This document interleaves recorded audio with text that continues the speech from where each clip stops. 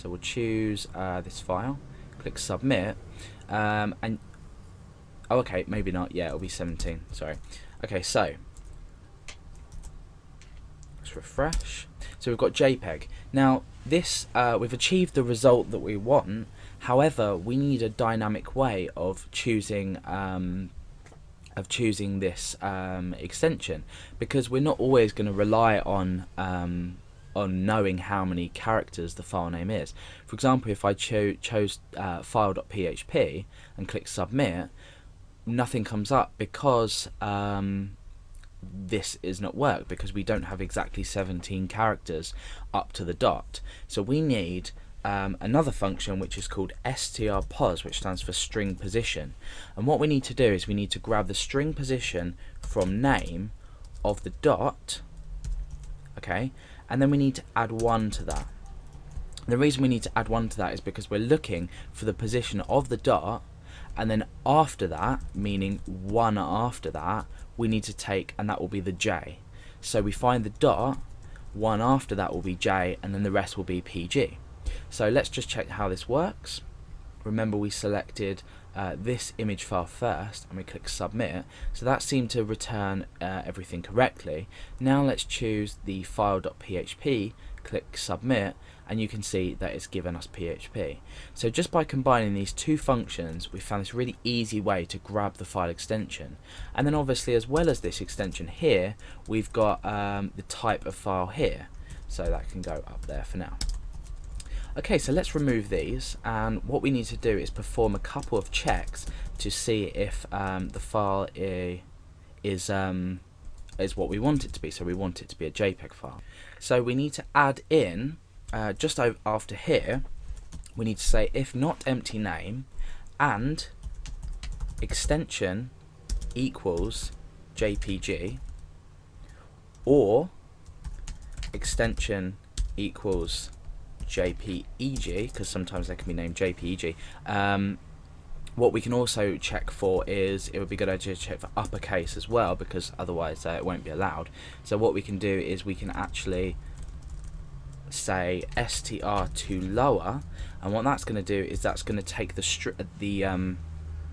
extension name and make it lowercase. So we don't need to check for JPG in lowercase, JPEG in lowercase, and then in uppercase. This is going to automatically make the extension lowercase, so we only need to check 2 times. And then we need to say type equals image / JPEG. Okay, so now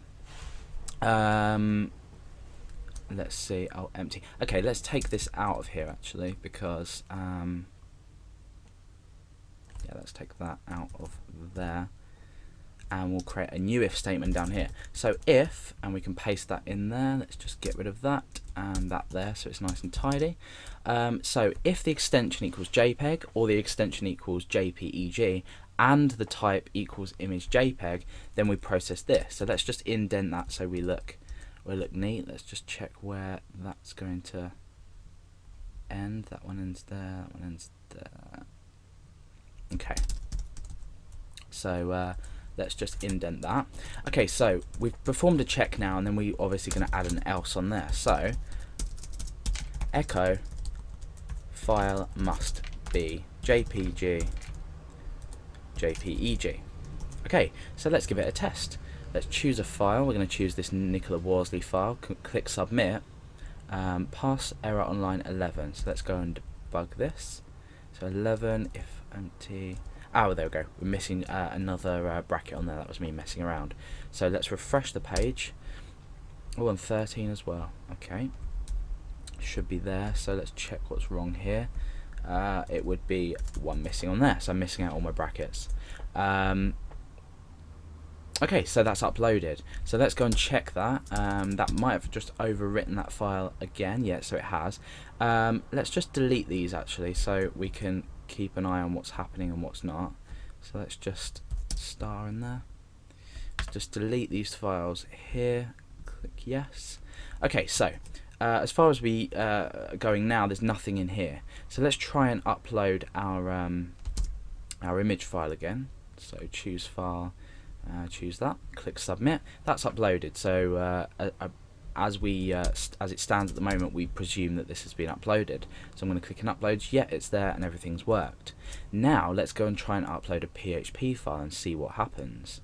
Submit. File must be jpg/jpeg.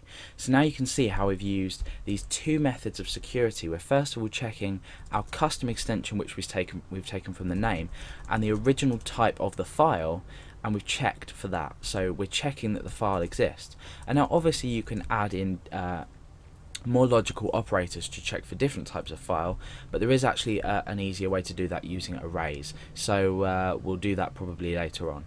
So that's basically a bit of form security. In the next video we're going to be talking about how to check for the file size, which we've currently got grayed out here.